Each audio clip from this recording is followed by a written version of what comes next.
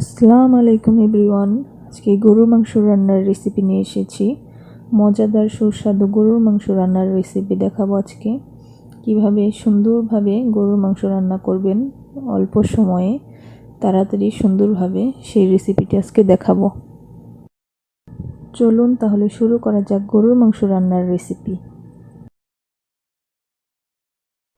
আমি এখানে 3 কেজি মাংস ধুয়ে নিয়েছি। এখন মশলা দিয়ে সব কিছু একসাথে মেখে নেব।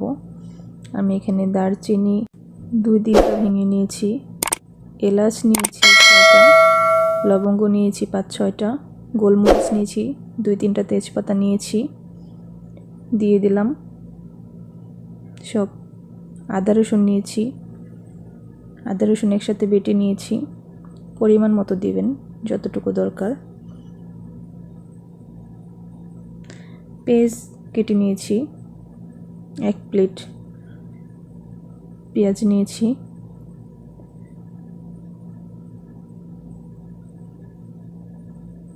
পেঁয়াজটা বেশি নেবেন।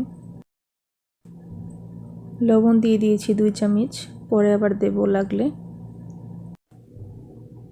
ধনিয়ার গুঁড়ো দিয়ে দিচ্ছি 2.5 চামচ,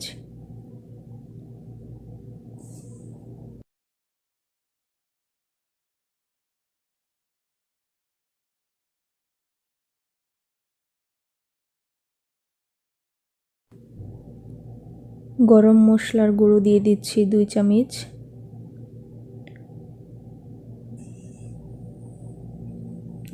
গরম মশলার গুঁড়ো। মরিচের গুঁড়ো দিয়ে দিচ্ছি 4 চামচ। ঝাল কম বেশি আপনাদের পরিমাণ মতো দিয়ে নেবেন, বেশি খেলে বেশি দিবেন, কম খেলে কম দিবেন। আমি সবসময় একটু ঝালটা বেশি দিই।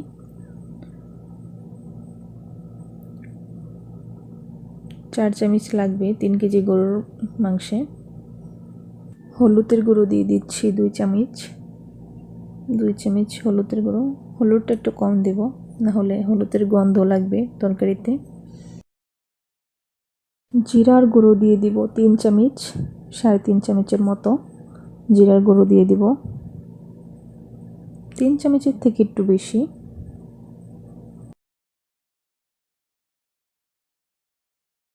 এবার সয়াবিন তেল দিয়ে দিব। 1 কাপ পরিমাণ, কারণ মাংস থেকে তেল উঠবে। সব কিছু দেওয়া শেষে কিছু কাঁচামরিচ দিয়ে দিচ্ছি ফ্লেভারের জন্য। এবার সব কিছু একসাথে মেখে নিচ্ছি। নেব হাতে মেখে গরুর মাংস রান্না করলে সেটার মজাই আলাদা। আমার মাখা শেষ, সব মেখে নিয়েছি, চুলায় বসিয়ে দিয়েছি, ঢেকে দিচ্ছি। চুলার জাল কমিয়ে রান্না করব। মাংসগুলো ফুটতে শুরু করেছে, এইভাবে চুলার জালটা কমিয়ে দেবো হালকা, আর আস্তে আস্তে নাড়াচাড়া করতে থাকবো যাতে নিচে লেগে না যায়। যতক্ষণ মাংস সিদ্ধ না হয় ততক্ষণ রান্না করতে থাকবো।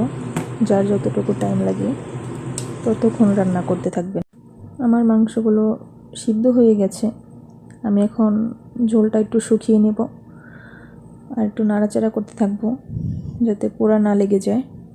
মাংসটা পোড়া লেগে গেলে মাংস নষ্ট হয়ে যাবে, গন্ধ হয়ে যাবে। দেখতেই পারছেন কতটা লোভনীয়, কতটা সুন্দর হয়েছে দেখতে, কতটা সফট হয়েছে মাংস পরিবেশনের পর দেখাচ্ছি।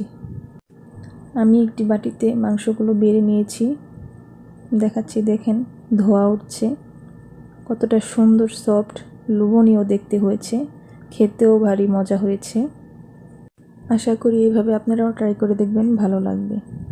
এরকম নতুন নতুন রান্নার রেসিপি পেতে মিতুর রান্নার রেসিপি চ্যানেলটি সাবস্ক্রাইব করবেন, বেল বাটনটি বাজিয়ে দেবেন। ধন্যবাদ সবাইকে। আল্লাহ হাফেজ।